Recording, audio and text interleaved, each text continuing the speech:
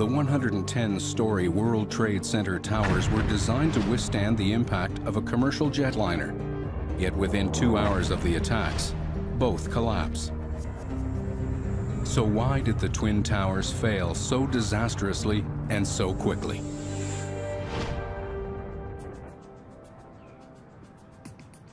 Under public pressure, the U.S. government commissions a $16 million investigation from the National Institute of Standards and Technology in an attempt to explain the structural failures of the towers. They examine the debris from the disaster, run hundreds of computer simulations, and conduct extensive lab tests. The official government report into the Twin Towers tragedy only tackled events on the initial impact floors, not the physics behind the subsequent collapse.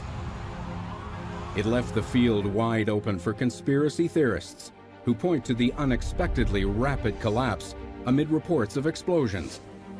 Nuclear chemist Dr. Frank Greening was also surprised that the towers collapsed so quickly. I watched this whole thing unfold like everybody did, and then of course the South Tower collapses.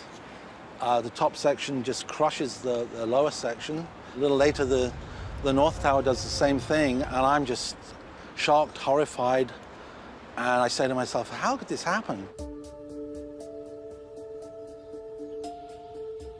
Greening felt that until the mechanics of the collapse were properly understood, the fanatical rumors would simply not go away.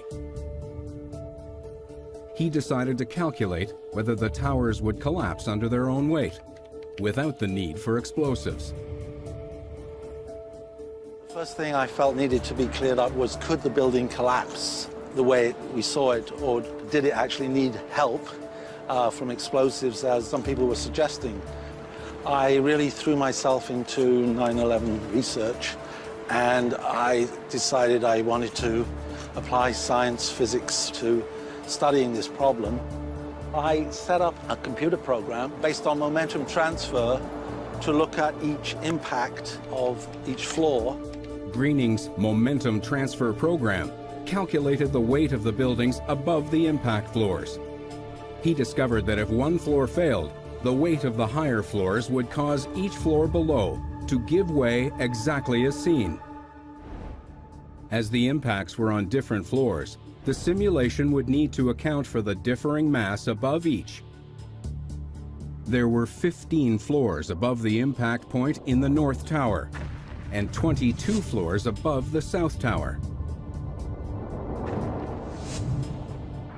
Frank's calculations would also need to prove that the floors below each impact point would disintegrate in a manner that looks similar to a controlled demolition. I ran the program. It showed that the buildings would indeed come down. Even more interesting was the computer program predicted the collapse times. The North Tower falls in 13 seconds. But with a greater number of floors above the impact site of the South Tower, it takes only 11 seconds. Once the building started to collapse, there was no stopping it. It was a juggernaut. The mass of the upper block in the North Tower is equivalent to the mass of the Titanic. It's about 38,000 tons.